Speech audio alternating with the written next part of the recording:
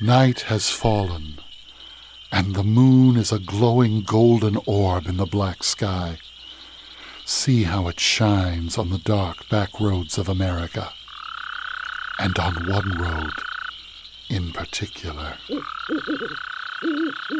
Come with us, and we'll take a walk down the moonlit road, for the night is waiting, and the moon is full. The Moonlit Road presents Episode 39, The Bleeding Heart Dove, written and told by Sherry Norfolk.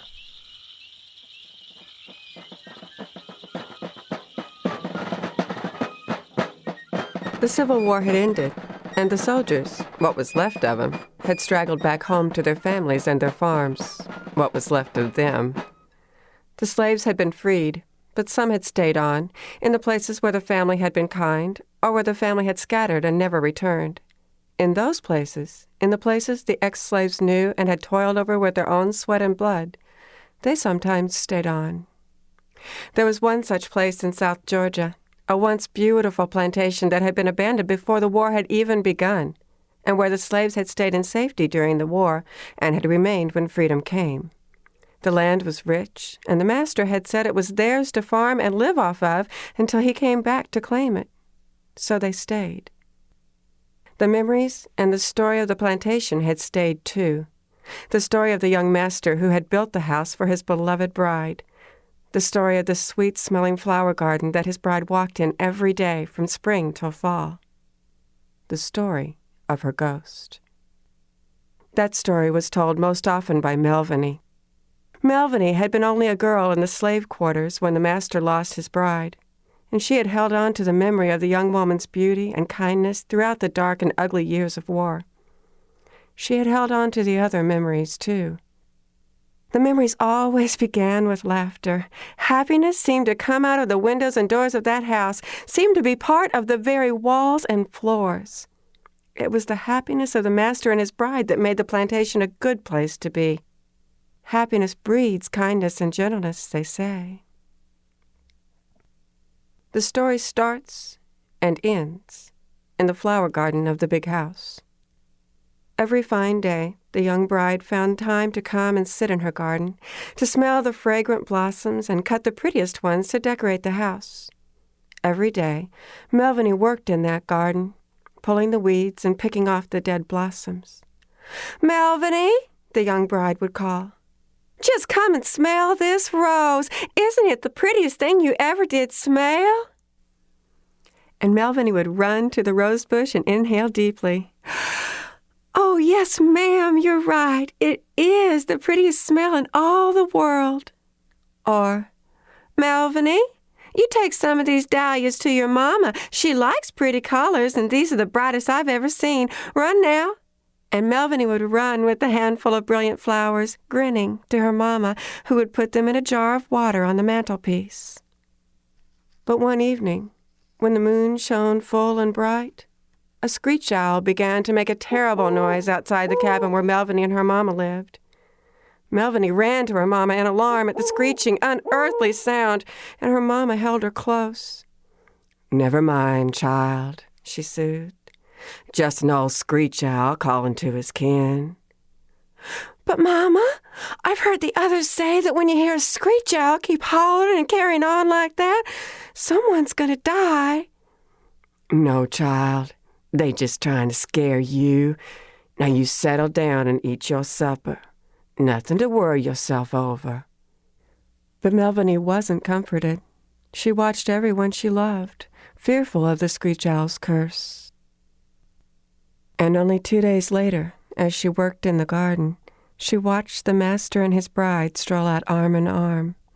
She saw the young lady bend to smell a new blossom, and she saw her drop to the ground in a dead faint. "Melviny!" the master called, but Melviny was already at his side, staring stricken at the lady's pale face. "Melviny, run to the house and tell your mama I need her to bring smelling salts, and tell one of the men to go for the doctor. Run now!" And Melviny flew off to the house while the master came behind with his bride in his arms.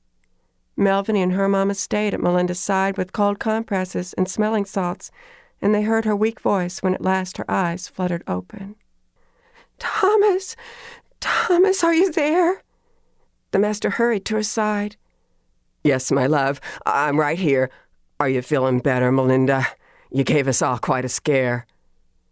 "Thomas, I'm dying. No, it's true. I know it is. But nothing can take me from you forever.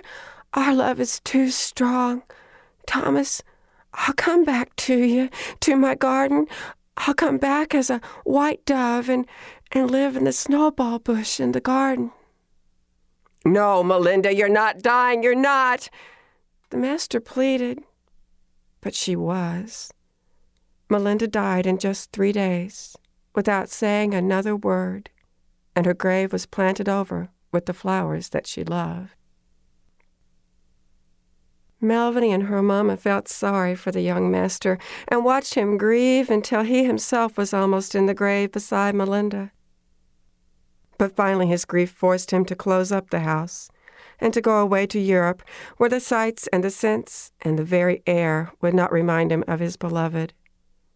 He told Melviny and her mama and all the rest of the slaves that the land was theirs to work and live off of until he came back.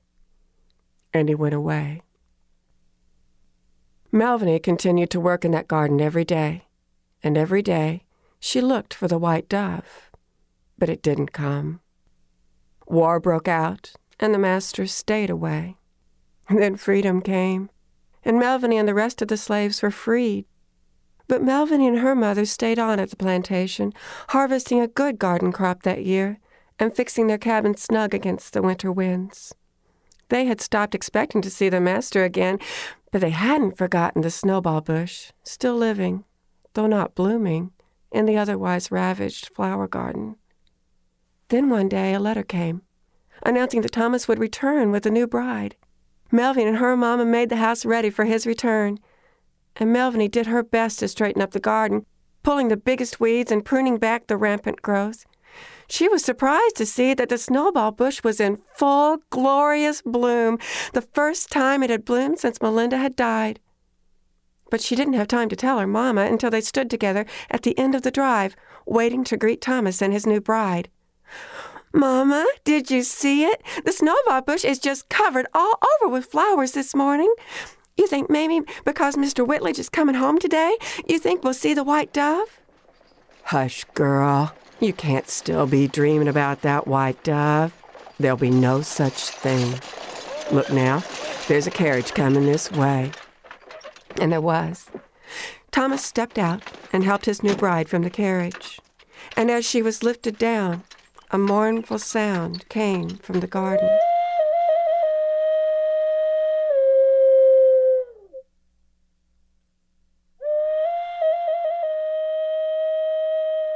Melviny turned to see a white dove sitting amid the blooms of the snowball bush.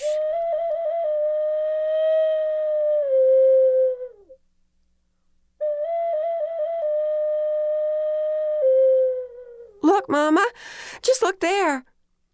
But her mama shook her head and greeted the couple and ushered them into the house. The white dove came every evening after that and sat moaning in the snowball bush.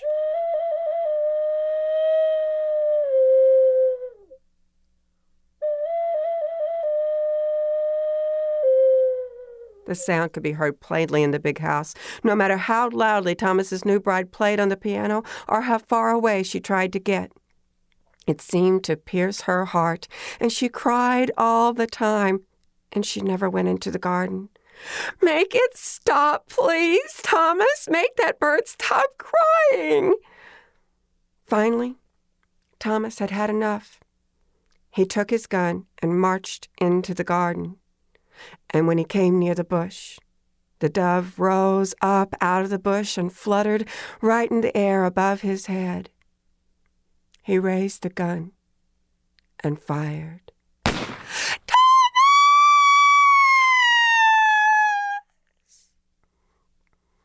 A human scream sounded over the garden, and the dove flew away with a red stain over her heart. That night, Thomas lay in his bed, and he died of a broken heart. his new wife left with a broken heart of her own. The old house is still sitting there, neglected and decaying. A snowball bush still blooms each summer in its ruined garden, the petals falling like tears into the weeds. And flying in and out of the broken windows, nesting in the snowball bush, are dozens of white doves with red stains over their hearts, grieving all the time.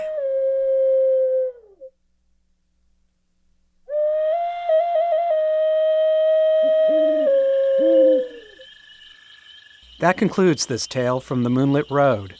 Be sure to visit our website at themoonlitroad.com to find out more about our stories and let us know how we're doing. The Moonlit Road is produced and directed by Craig Dominy, recorded and soundscaped by Henry Howard in beautiful Stone Mountain, Georgia. Thanks for listening, and we'll see you next time.